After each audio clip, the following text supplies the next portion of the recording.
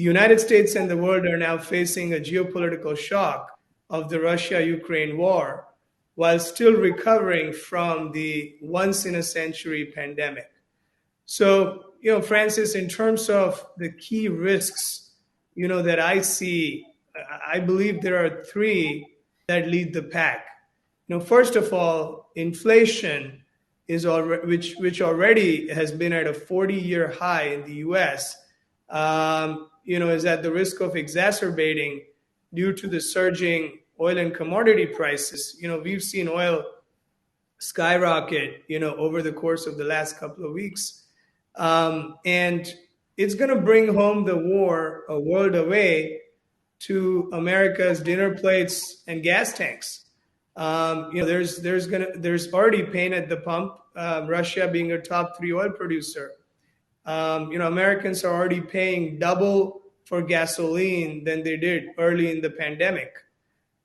Food prices are on the rise. Planting and harvesting requires diesel. Farming and food processing is energy intensive. And transporting it from the farm to shelves, or any other product for that matter that is moved by truck, ship, or train, requires fuel. If you look at daily items in the US, they get 90% of neon from Ukraine and 35% of palladium from Russia, which is used in semiconductor production. And that is used in virtually everything, from phones to computers to cars. So you have rising prices across the board with this risk of exacerbating inflation. And as we well know, that hits the poor and the vulnerable the most, who don't participate in the rising asset prices. So I think the exacerbation of inflation is one big risk, which is already at a 40-year high. I think the second key risk is slowing of the growth, and potentially even, I might say, a recession due to raising the interest rates to curb inflation. Plus, consumers cutting their spending, which is really 2/3 of the US GDP, especially on non-essential items. So I think that is a key risk, and sort of between a rock and a hard place, in terms of what do you do with interest rates and how aggressive the Fed can be, because it risks slowing growth and potentially a recession. And finally, geopolitical risks,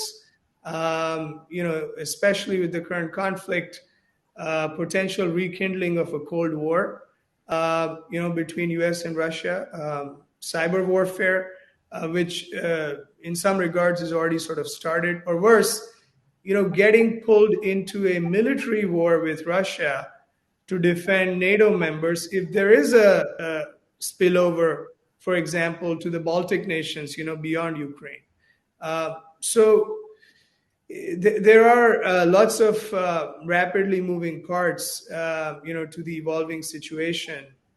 And also, I think you risk emboldening the rising authoritarian superpower, China, to potentially, move on Taiwan if Russia does not face severe consequences. So I think the current situation is going to test the mettle of our leaders worldwide. And I, for one, am cautiously optimistic that we can rise to the occasion to resolve the Russia-Ukraine conflict and reimagine and rebuild a better world post the pandemic, more peaceful, more resilient, more sustainable, and certainly more inclusive. That was a quite interesting analysis by Abhi. And I think this is a significant moment for global politics and economics.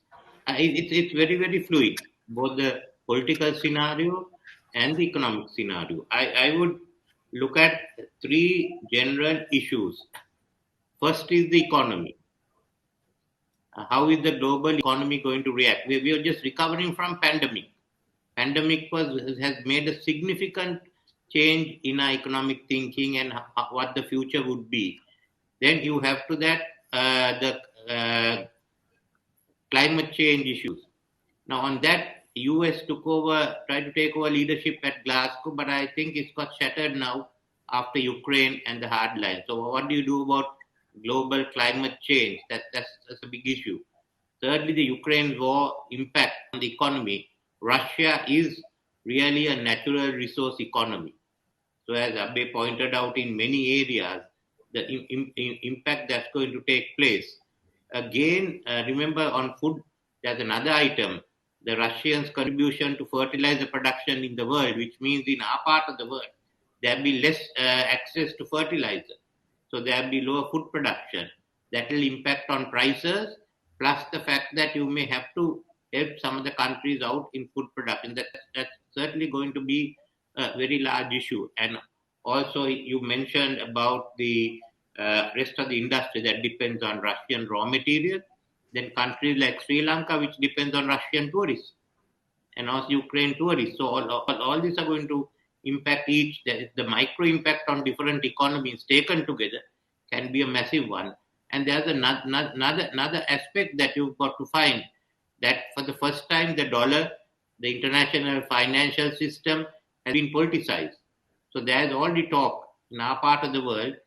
Can you depend on SWIFT? And if you're going to have, certainly the China centric economy will get a boost from this. But India and others will have to look at other options, maybe create other Asian oriented systems. Can you replace SWIFT?